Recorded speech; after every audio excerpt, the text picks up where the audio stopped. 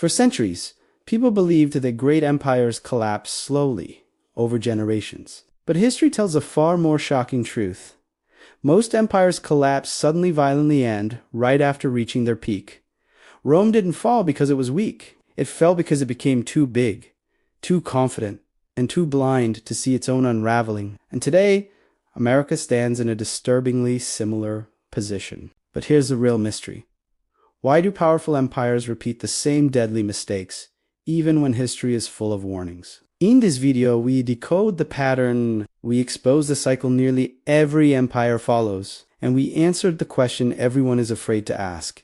Is America entering the final stage of imperial collapse, the same stage that ended Rome? Stay until the end, because the final twist, ISNT about Rome, S about a part of the pattern happening right now, faster than experts predicted.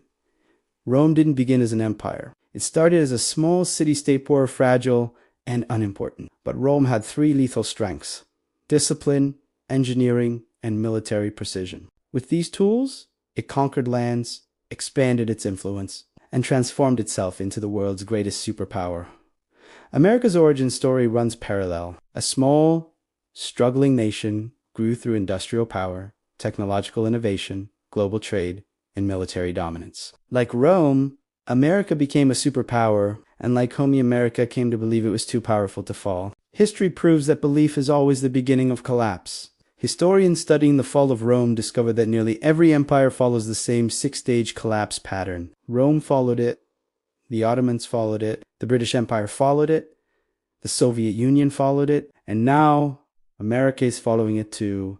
The first stage is overextension. Rome stretched its borders so far that it couldn't manage them. Armies were everywhere, and the cost of maintaining them skyrocketed. America faces the same strain today, over 800 military bases worldwide, and a defense budget larger than the next 10 countries combined.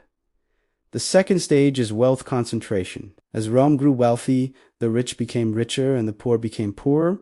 Inequality exploded. America mirrors this perfectly. The top 1% now owns more wealth than the bottom 90% combined. The middle class shrinks and wages stagnate, just as they did in Rome. The third stage is political division and internal conflict. Rome split into factions. Senators sabotaged each other. Corruption became normal. America's political landscape today is nearly identical polarization, misinformation, institutional distrust, and rising division. The fourth stage is a currency and debt crisis. Rome began debasing its currency to pay its bills. Silver coins were mixed with cheap metals. Inflation exploded. America has entered the same financial territory: record national debt, massive money printing, a weakening dollar, and increasing adoption of non-dollar trade by foreign nations. The fifth stage is external pressure combined with military overstretch. Enemies sensed Rome's vulnerability and attacked. Today, America faces similar pressures from rising Palestina, BRICS cyber threats, global currency alternatives, and a decline in manufacturing. The final stage is sudden collapse. Most people imagine Rome collapsing over centuries, but once the tipping point hit, the fall was rapid economic breakdown, laws of trust, political chaos, and invasion. America is not at this stage yet, but the indicators are disturbingly similar. And that brings us to the hidden factor behind every imperial collapse: complexity. Historian Joseph Tainter revealed that as empires grow, their systems become too large, too costly, too slow, and too fragile. One shook economic or political can break the entire structure. Rome ignored the signs.